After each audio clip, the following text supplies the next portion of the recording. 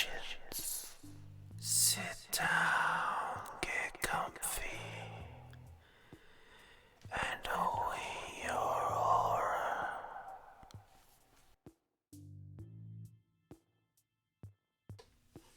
Hello there, everyone. Welcome to the horror story mega collab I had arranged with Gruff and Spooky Beef. Find them in the description below. Please do check them out and like and subscribe. Without further ado, let's get started.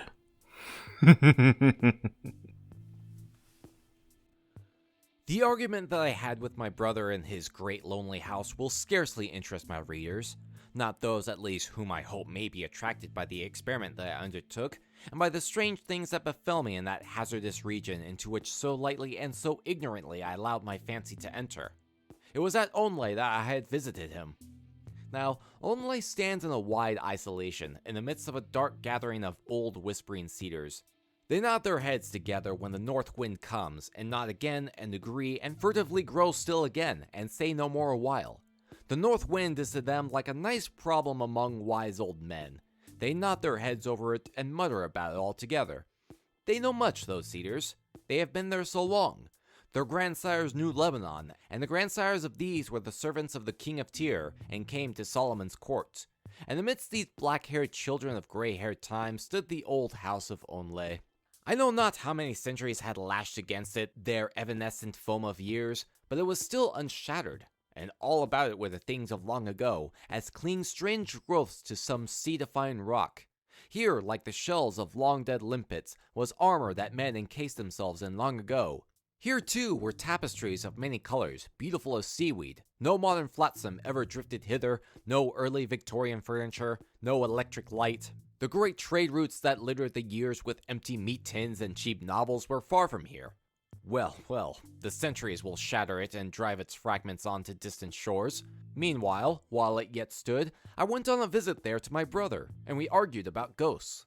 My brother's intelligence on this subject seemed to me to be in need of correction. He mistook things imagined for things having an actual existence. He argued that second-hand evidence of persons having seen ghosts proved ghosts to exist. I said that even if they had seen ghosts, this was no proof at all. Nobody believes that there are red rats, that there is plenty of first-hand evidence of men having seen them in delirium. Finally, I said I would see ghosts myself, and continued to argue against their actual existence. So I collected a handful of cigars and drank several cups of very strong tea, and went without my dinner, and retired into a room where there was dark oak and all the chairs were covered in tapestry, and my brother went to bed bored with our argument, and trying hard to dissuade me from making myself uncomfortable. All the way up the old stairs as I stood at the bottom of them, and as his candle went winding up and up, I heard him still trying to persuade me to have supper and go to bed. It was a windy winter, and outside the cedars were muttering I know not what about, but I think that they were Tories of a school long dead, and were troubled about something new. Within, a great damp log upon the fireplace began to squeak and sing, and struck up a winding tune, and a tall flame stood up over it and beat time, and all the shadows crowded round and began to dance. In distant corners, old masses of darkness sat still like chaperones and never moved. Over there, in the darkest part of the room, stood a door that was always locked. It led into the hall, but no one ever used it. Near that door, something had happened once of which the family are not proud. We do not speak of it. There in the firelight stood the venerable forms of the old chairs. The hands that had made their tapestries lay far beneath the soil. The needles with which they wrought were many separate flakes of rust. No one wove now in that old room. No one but the assiduous ancient spiders who, watching by the deathbed of the things of yore, worked shrouds to hold their dust. In shrouds about the cornices already lay the heart of the oak wainscot that the worm had eaten out. Surely at such an hour, in such a room, a fancy already excited by hunger and strong tea might see the ghosts of former occupants. I expected nothing less. The fire flickered and the shadows danced. Memories of strange historic things rode vividly in my mind. But midnight chimed solemnly from a 7-foot clock, and nothing happened. My imagination would not be hurried, and the chill that is with the small hours had come upon me, and I had nearly abandoned myself to sleep. when in the hall adjoining there arose the rustling of silk dresses that I had waited for and expected. Then there were 2 by 2 the high-born ladies and their gallants of Jacobean times. They were little more than shadows, very dignified shadows and almost indistinct, but you have all read ghost stories before. You have all seen in museums the dresses of those times. There is little need to describe them. They entered, several of them, and sat down on the old chairs, perhaps a little carelessly considering the value of the tapestries. Then the rustling of their dresses ceased. Well, I had seen ghosts, and was neither frightened nor convinced that ghosts existed. I was about to get up out of my chair and go to bed when there came a sound of pattering in the hall, a sound of bare feet coming over the polished floor, and every now and then a foot would slip, and I heard claws scratching along the wood as some 4-footed thing lost and regained its balance. I was not frightened, but uneasy. The pattering came straight towards the room that I was in. Then I heard the sniffing of expectant nostrils. Perhaps uneasy was not the most suitable word to describe my feelings then. Suddenly, a herd of black creatures larger than bloodhounds came galloping in. They had large, pendulous ears, their noses were to the ground sniffing. They went up to the lords and ladies of long ago and fawned about them disgustingly. Their eyes were horribly bright and ran down to great depths. When I looked into them, I knew suddenly what these creatures were, and I was afraid. They were the sins, the filthy, immortal sins of those courtly men and women. How demure she was, the lady that sat near me on an old-world chair. How demure she was, and how fair to have beside her with its jowl upon her lap, a sin with such cavernous red eyes, a clear case of murder. And you, yonder lady, with the golden hair, surely not you, and yet that fearful beast with the yellow eyes slinks from you to yonder courtier there, and whenever one drives it away, it slinks back to the other.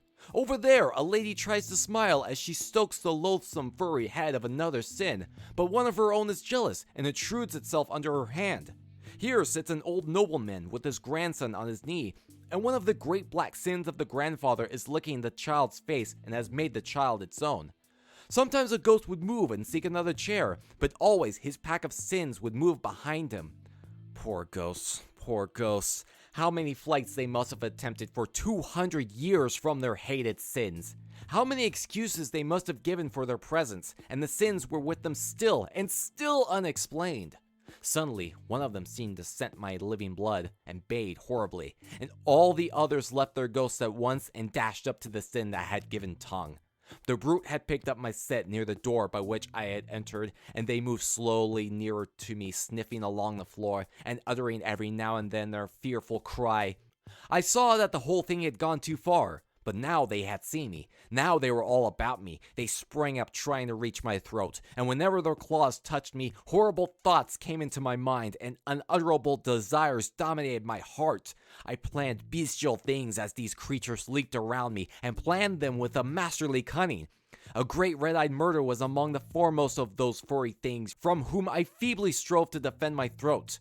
Suddenly, it seemed to me good that I should kill my brother. It seemed important to me that I should not risk being punished. I knew where a revolver was kept. After I had shot him, I would dress the body up and put flour on the face like a man that had been acting as a ghost. It would be very simple. I would say that he had frightened me, and the servants had heard us talking about ghosts. There were 1 or 2 trivialities that would have to be arranged, but nothing escaped my mind. Yes, it seemed to me very good that I should kill my brother as I looked into the red depths of this creature's eyes. But one last effort as they dragged me down. If 2 straight lines cut one another, I said, the opposite angles are equal. Let A, B, C, D cut one another at E, then the angles CEA, CEB equal 2 right angles, also CEA, AED equal 2 right angles. I moved towards the door to get the revolver. A hideous exultation arose from the beasts. But the angle CEA is common, therefore AED equals CEB, in the same way CEA equals DEB, QED! It was proved. Logic and reason re-established themselves in my mind.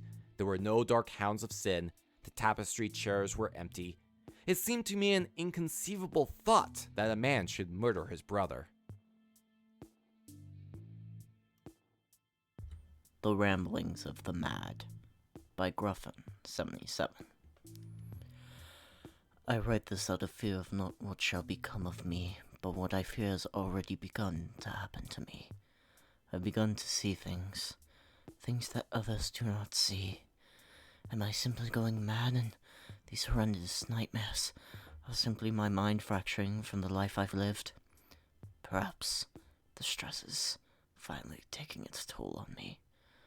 I do not know, but the things I have seen and started seeing ever since my journey to Borrelia, the town by the sea. Perhaps it was something in the water, perhaps. I worry not for my health, but I write this to let you know that whatever's happening to me, I fear should ever come upon you, my dear. Please listen to my words as they hold truths. Oh, the universe has many mysteries, dear. Whether we want to see them as the horrid, wretched things they truly are, well, that's a different question. Out there, monsters are lords, and we are the common folk. Nightmares take on a new meaning when the crimson sky is out. Our nights go on for so long, yet our horror in the realm of nothing, the coiling lurking within the reality where time and space need not apply. The ocean of reality was its plaything. To know what fear is to look down the eyes of death and speak softly in its presence. To know insanity, however, a face of nothing, yet it has the features to break the strongest of wills.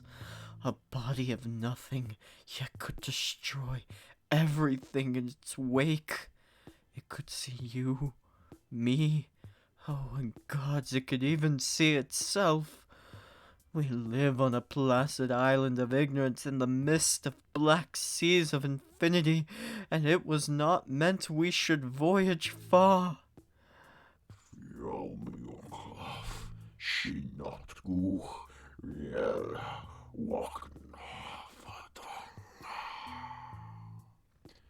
In the house of dead gods, he waits there, dreaming.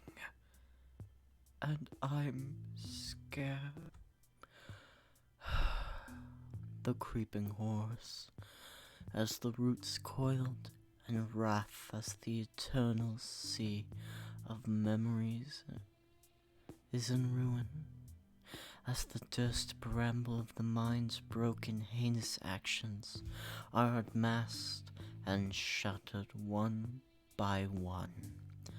The perilous burning of the heinous words we speak as the roots grow inside and penetrate the sanctums by our shoddy craft that the wills of man could not be supported to. With every crackle and every whipping, the fleeting past we held in our chest and kept in secret like dogs among meat were torn asunder as everything goes with the passage of every moving hands across its face. We scream and we cry as we fail to collect what was lost all those years, are scattered and brushed away with paint smears of the dark in a mass, and our eyes face perdition like never before, as the choking, endless tearing of feeble minds are not for its pleasure, its suffering, or for its sustenance, purely for its existence, is the ruin. To bury the things we hold so dear into its darkest corners, to hide them from us and keep us all in the never-ending darkness, to go into the deep. Oh, beautiful coiling fabric that slips between the tips of our fingers, its soft, cool embrace, filling the cracks within our mind and making it whole. Figments of it dance in the corner of our eyes, performing a ballet of indulging insanity, To be given the beautiful consumption of our great madness is a wondrous event, and let the endless black void inhale and embrace your untouched minds. So, my children, stare into the fabric between the stars and let the madness guide you to enlightenment.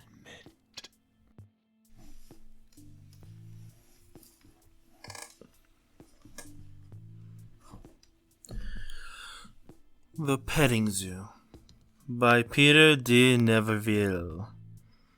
At first, Johnson thought it was a joke. Speeding down the country road, the crude sign was only a blur. But it was that one word. Slowing down, he swung the Lexus onto the paved shoulder. In the rearview mirror, he could see it clearly. The sign was tacked to a stick that was stuck in the ground just beyond the paved shoulder. Shifting the powerful car into reverse, Johnson jammed the accelerator down. The tires squealed and loose gravel flew as he tore back up the road, screeching to a halt. Johnson stared at the faded handwriting. Ellsworth's famous spider petting zoo. 5 miles next RT. Spiders fascinated Johnson. One summer when he was 8, a large gold and black spider had taken up residence underneath the shingles by the back door. Every morning, Johnson would gather up ants and a jar from the nest in the scrubby woods behind his house. One by one, he would drop the wriggling insects into the web. With lightning speed, the spider would spring from her hiding place and race towards the victim. Sinking her fangs into the ants, she would retreat, waiting for the poison to take effect. When the ant slowly stopped struggling, she would climb back down and delicately wrap her prey in a white shroud. This continued until one day his mother caught him. "What a cruel little boy you are," she scolded between clenched teeth as she pummeled his backside. He could still feel the shame of being spanked. Years later, in a rare moment of remorse, Johnson wondered what it was like for the ant. Trapped, helpless, waiting for the spider to return. Did they know fear or horror? Or was it that something only humans experienced? The insect was too small, he told himself. Or so he hoped. 5 miles, thought Johnson. This side trip might only add another half hour or so to his journey. He would still have time once he got to his motel to have a shower. The dinner meeting with the buyer from the supermarket chain wasn't until 6 o'clock, and it was only 4 now. Coasting forward, Johnson scanned the road looking for the turnoff. About 100 yards ahead, he saw a lane that intersected with the highway. Flicking on his turn signal, he shot a quick glance at his watch. "If I don't find it in 15 minutes, he promised himself, I'll turn back." Accelerating smoothly, he turned onto a well-paved secondary road with deep ditches on either side. Punching the buttons on the CD player, he stretched his arms, settling back into the soft leather seat as a throbbing beat of the Queen filled the Lexus. His mood lightened at an unexpected adventure in an otherwise boring day. Johnson hated his job. Endless meetings with bad food and balding buyers. Too many drinks and too many hangovers. He was packing on the pounds too. "I have to get back to the gym," he reminded himself. The only redeeming feature of his job was that he was good at it. Top sales rep for the last 3 years. I should have been an actor, he told himself. Instead, I'm selling toilet paper and tampons to these turkeys. As the needle on the speedometer crept higher and higher, the neatly kept fields and freshly painted houses became a blur. Mile after mile slipped by. Johnson felt like he and the car had become one, soaring along like a hawk on a summer breeze. The mood soon soured. The condition of the road deteriorated. Asphalt gave way to chip seal, which gave way to gravel, and finally ended up as dirt. Johnson jumped on the brakes when a huge pothole emerged in the center of the road.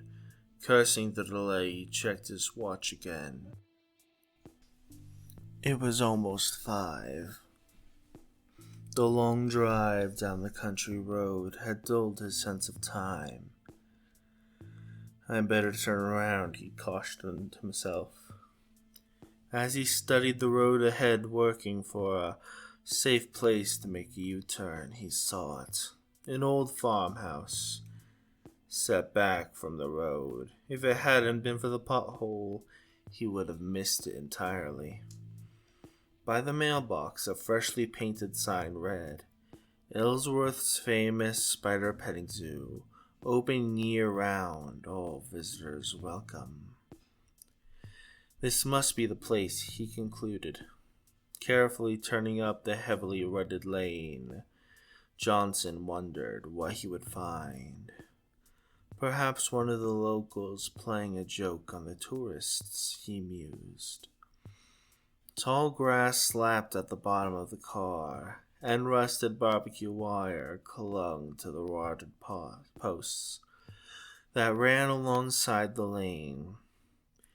In the untiled fields, scrubby bushes had sprung up like mushrooms. Johnson tried to imagine what the farm looked like in its better days, but it was impossible. When he reached the top of the hill, the farmhouse looked even more decrepit. Blistered paint hung from the wooden shingles, and there was a disturbing sag in the middle of the roof. What once had been the side garden was now occupied by tall thistles, and a mass of tangled timbers indicated the former site of the main barn. Except for the glass still being intact in the windows, the house looked abandoned. Where is everybody? Thought Johnson. In response to his question, an old woman dressed in a black skirt and woolen sweater stepped out the side door. She was gnarled and withered to the lone apple tree that stood in her yard. Johnson guessed she must have been at least 70, maybe even 80 years old. What do you want? She spat. Turning off the CD player and rolling down the car window, he replied, Is this the petting zoo? That's what it says. Sign says, don't it? Ignoring her rudeness, Johnson concluded. Are you open? I get Jake. He out back chopping wood. He watched as she shuffled down a dirt path and disappeared around a corner of the house. Charming, thought Johnson. Opening the car door, he stepped out. Despite the poverty, the farm had a certain rustic appeal, which reminded him of the house that he grew up in the country. But there was something odd, something missing. Where are the flies? Thought Johnson. On most farms, the low buzz of the black swarms was constant. But here there was none. Except for the moaning of the wind, it was quiet. Perhaps it was the lack of the animals, he thought. Or maybe it was the stiff breeze at the top of the hill that kept them at bay. Glancing at his watch, he frowned. It was after 5 o'clock. If he did not get back on the road soon, he'd be late for his appointment. Either that or skip the shower. After driving all day, Johnson did not want to skip the soothing ritual. Taking one last look around, he reached for the handle of the car door. Just then, the old woman reappeared, and behind her an even more wizened up old man wearing faded blue overalls and a nicotine-stained undershirt. Stopping at the corner of the house, the old man spread out a long jet of chewing tobacco on the ground. Wiping his mouth with the back of his hand, he paused momentarily to study Johnson. Speaking to the old woman, he said in a low tone, "Thought I heard a car come up." "Lots to see your spiders," she said before she turned away and went back into the farmhouse, letting the screen door slam behind her. "So, you want to see my spiders, young fella?" "Sure, if you're open. How much?" Looking over the Lexus, he scratched his ruddy face. $50. "50? That's ridiculous." Shrugging his shoulders, the old man said, "Take it or leave it. I got work to do." He then spat out another long jet of chewing tobacco and turned to go. "I can't leave now after going all this way," thought Johnson. Taking another quick glance at his watch, he said irritably, all right, but this better be good." The old man smirked and licked his lips as Johnson whipped out a crisp $50 bill from his wallet. Johnson did not like the old man's greedy look and hastily shoved his wallet back into his pants pocket. "Thanks," said the old man sarcastically, snatching the bill from Johnson's hand. Looking it over carefully, he folded it up neatly, stuck it in his pocket, and said, "Follow me." The old man led Johnson down an overgrown path to a shed at the back of the farmhouse. Inside, the dim glow of the fluorescent tubes highlighted the dozen plywood shelves of the farm. That was neat, almost antiseptic in appearance. Sitting on each shelf, there was a glass terrarium filled with twigs and rocks. In the case closest to Johnson, a small garden spider was sitting on a web in a corner. "That's an orb spider," said the man. "I know," said Johnson, annoyed by the interruption. "You know spiders?" "A bit," replied Johnson. "I used to study them when I was a kid." "I bet you're the type that like to feed 'em, Catch bugs, drop 'em in, see what happens. Fun, ain't it?" Suddenly, Johnson was uncomfortable. How did he guess my secret? He wondered. Johnson felt the warm rush of blood to his neck and ears as he started to blush. "No need to be ashamed, young fella. All kids do it. It's natural." Trying to change the topic, Johnson asked, "You been at this long? Keeping spiders?" "Yeah, I've been at it a while. Most folks are scared of spiders. Not me. Me and spiders get along real good." Johnson turned back to watch a black spider in another case, sucking up the half-digested slurry of its latest victim. Trying to be polite, Johnson asked, "Bet you don't get many visitors here, being so far from the highway." "Don't need 'em," said the old man. "This is just a sideline." Pausing for effect, he added, "I breed them." Johnson looked puzzled. "For the college," explained the old man. "They use them for research." "Does it pay you well?" "Good enough." They don't know squat about spiders," said the old man, spitting on the floor. Johnson looked back and saw that a streak of the sticky black tobacco had splashed on his shoes. "I've been doing research of my own," said the old man proudly. "Spiders are just like any other critter. Cows, horses, dogs, they're all the same. Breed the best with the best and you get the best," or the old man's voice trailed up as he started to laugh. There was something about his tone that made Johnson uneasy. "You want to see my prize winner?" Johnson looked around. "Oh, she ain't here. I keep her in the barn. She kinda makes these critters nervous." "I can't say I blames them. Want to see her?" The way the old man said it, the question sounded more like a challenge. Johnson hesitated. He wanted to say no, but he could not let the old man see he was afraid. "Sure," answered Johnson. What could it be, he asked himself, a tarantula? With the old man in front, they went down a lesser-used path to a small barn behind a stand of trees that made it invisible from the farmhouse. A shiny new lock on a rusted hasp yielded to the old man's key. "I don't like kids messing with my stuff." The ancient wooden door swung open. What was it? Inside, it was pitch black. Johnson hesitated. What was it that made him apprehensive? His mouth felt dry as he tried to swallow. "Go on in," taunted the old man as he shoved Johnson through the door, stumbling on the raised sill. Johnson fell to one knee, ripping his pants. "Damn it," he cursed. "There's a light switch ahead of you," the old man reassured him. "Just pull the string." The stench of moldy hay made Johnson gag. "Where is it?" "Where's the spider?" he called out. "She's in the back. Can't miss her." "Where's the light?" "Right in front of you." "Can't you see it?" mocked the old man. Johnson stretched out his hand. At first he could not feel anything.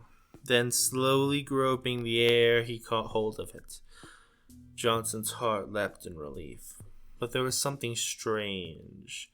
The line didn't feel like string. It was sticky like a... Pulling the line, Johnson knew he had made a mistake.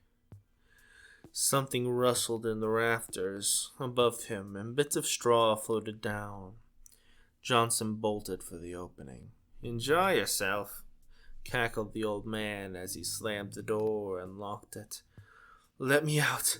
Let me out!" shouted Johnson, pounding on the door. "Let me out, you old buzzard!" But it was no use. The dried-out wooden door was like iron. Pausing to catch his breath, his fists throbbing, Johnson looked around. Slowly his eyes grew accustomed to the dark. What appeared to be a black chasm was in fact the side entrance to the barn. There must be another way out, he thought, but where? In the gloom, he could see that beyond the entryway, there was a large open space. And beyond that, a boarded-up window, through which thin shafts of sunlight streamed. Great, all I have to do is cross the barn, pull off one or two of those boards, and climb out, thought Johnson. Then I'll show that old man. $50. He'll wish he never stopped. Then he heard another rustle overhead, and more straw floated down. Who is it? Who's there? He called out. I bet it's that old man, thought Johnson. He thinks he's gonna scare me.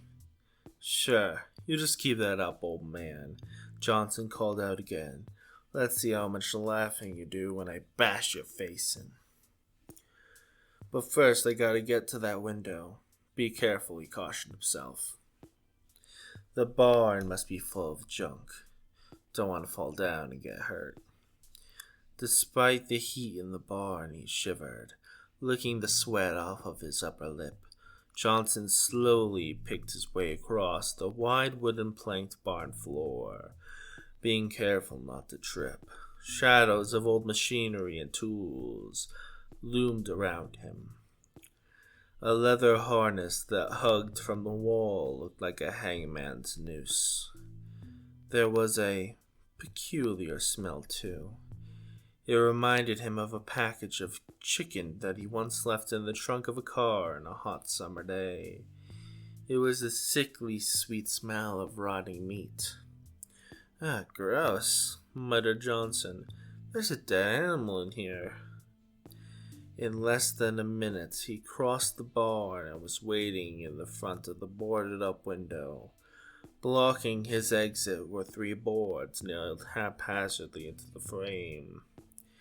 Either the old man was too weak or too lazy to drive them all the way in, concluded Johnson. "I can probably pull them off with my bare hands," he smiled triumphantly. The first board was half rotted and fell apart in his hands. Light streamed in as it came away from the frame. Then he shifted his attention to the second one. The board in the middle. If he could get this one off, he could easily climb out. But this board wouldn't be so easy. It was like the door of the barn, dried out and as tough as steel. Gripping the board with both hands, he began pulling. The nails squealed in protest, and the board started to move. "Only a little bit further," grunted Johnson. The thought of throttling the old man excited him. Just a bit further. Another half-inch. He could almost feel his fingers closing around the old man's scrawny neck. The eyes bulging, the tongue sticking out. Another half-inch. Then it stopped. Desperately, Johnson yanked at the board. But it was no use. It would not yield. "I need more leverage," he said to himself. Balancing on one foot, he braced the other against the window frame and started pulling again. The muscles in his forearms and back bulged as he strained against the board. Sweat rolled down his forehead and into his eyes. "Come on," he pleaded with the wood. "Come on." In his frustration, Johnson did not hear the stuff. Tap, tap, on the floor behind him. Tap, tap, tap, like a blind man with his cane. Tap, tap, tap. Then it was too late. It struck. The force of the attack rammed him face first up against the wall, knocking the wit out of him. Warm blood trickled from his nose and ran down his cheek. What was that? Turning around slowly, he could see the light from the window, his attacker. It was crouched inside an empty stall along the opposite side, the legs tensed and ready to spring. It was a spider. No doubt one of the old man's experiments. But this was no ordinary spider. It was absolutely huge, about the size of a pit bull, with legs that extended out 3 or 4 feet on either side. Its eyes stared coldly at him. Johnson did a quick tally of his injuries. Except for his bloody nose, he was unharmed. Perhaps the large size of the creature made it difficult for it to mount an attack, he conjectured. Possibly it didn't even recognize him as prey. Spiders normally eat moths and insects, he reminded himself, not human beings. When he was just a kid, Johnson liked to throw twigs into a web just to see the spider's reaction. Invariably, after pouncing on the object, the spider would pluck it out of the web, turn it over, and drop it on the ground. Johnson hoped the spider would show the same lack of interest. From its vantage point on the other end of the barn, the creature seemed puzzled, unsure of itself. Spiders are cautious, he told himself. It's waiting for me to make the next move. Although every fiber in his body screamed run, his brain told him to stay still. The spider was too big and too fast to outrun. I need a weapon, he told himself. Quickly looking about, he saw the rotten board from the window lying at his feet. It was about 2 feet long with a jagged point at one end. It'll have to do. Slowly he bent down to pick it up. The spider crouched low like a sprinter ready to strike again. Johnson froze, his fingers only inches from the board. "Easy, girl," he whispered. "Easy." The spider relaxed, but not completely. Deliberately, it began to move forward. Tap, tap, tap. Johnson was amazed by the creature's grace, like a ballerina tiptoeing in from the darkened wings of a theater. It was a marvel of beauty and design. The body covered by fine gray hair, the look of velvet, while the 8 legs that extended from the thorax provided speed and balance. As it approached Johnson, the spider carefully extended one foreleg towards him. Johnson quickly knocked it away with his hand. The creature stopped and cocked its plate-sized head to one side. The 8 eyes looked like black fists. The leg came forward again. At the tip, Johnson could see the spike-like claw for catching prey. It touched his left shoulder. Through his jacket, he could feel its sharp point digging into his skin. Johnson winced and stepped back towards the wall, but there was no place to go. Slowly, the other foreleg came forward. Johnson recoiled, trying to ward off the attack with his free arm. But the creature was too strong. It brushed his arm aside, as if it was a piece of lint, and planted a second claw into his other shoulder. Johnson cried out, "Help! Help!" Then the spider reared up its hind legs, forcing Johnson to his knees. For a brief moment, he and the creature looked into each other's eyes. It was almost like love. Then he saw the 6-inch fangs that extended from the head. Drops of venom gleamed in the half-light. He watched in fascination as the cruel daggers arched high over him. And then he screamed as they plunged deeply into his chest. Instantly, white-hot pain ripped through his body. Then it was gone. The spider had retreated back to the stall. Johnson knew he had only a minute or two before the poison paralyzed him. "This is it," he said to himself, "my only chance." Ignoring his wounds, Johnson turned back into the window. Grabbing at the board, he yanked and pulled, but to no avail. Already, the venom was having its effect. His hands were numb and his arms felt like lead. Gasping for air, he threw himself at the boards again and again. But it was no use. He was beaten. Great sobs shook his body as he slumped to the floor. "This can't be happening to me," he protested. "It's ridiculous." Looking back at the spider, he could see that it still not move. What is she waiting for, he wondered. Why doesn't she finish me off? He soon had his answer, shimmering like a gray overcoat or something on the spider's back. It moved and undulated like a small wave flowing back and forth. Then a piece of the wave pulled away and dropped to the floor. It was another spider, only a lot smaller, about the size of a rat. Johnson recalled that some spiders carry their young on the backs. Horrified, he realized he must have stumbled into their nursery and it was feeding time. Another one dropped to the floor and then another. Soon there was a long line of spiders slowly crawling towards him. Through his fading eyesight, he saw the first one reach his foot. Tentatively, his foreleg probed into the air until it found its leg and patted it. It was light and delicate like the touch of a child.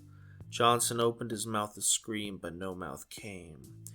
The last thing Johnson saw before he lost consciousness was a spider tearing a piece of flesh from the back of his hand. Back at the farmhouse, the old man picked up the whiskey bottle from the kitchen table, poured himself another drink, and plopped down on the ancient lazy boy recliner. "How long it take, Jake?" asked the old woman. "Not long," he grunted. They ain't ate since Sunday. Get a better sign. Attract more folks. Nah, the sign's okay. Anyway, we don't need a crowd, said the old man, taking a long, hard swallow. What are you going to do with this car? She asked, standing at the window admiring the now ownerless Lexus. I hear young Dougal needs one for running moonshine. Willing to pay a good price, too, said the old man. Won't he ask questions? Wondered the old woman, pouring a drink and easing herself down onto a dusty couch. Nah, you don't care, snickered the old man. I'll talk to him tomorrow. Meanwhile, pass the remote. Let's see what's on Dr. Phil. End of story. Thank you all for taking part in watching this video. I really appreciate it. Please like and subscribe and check out everyone in the description below.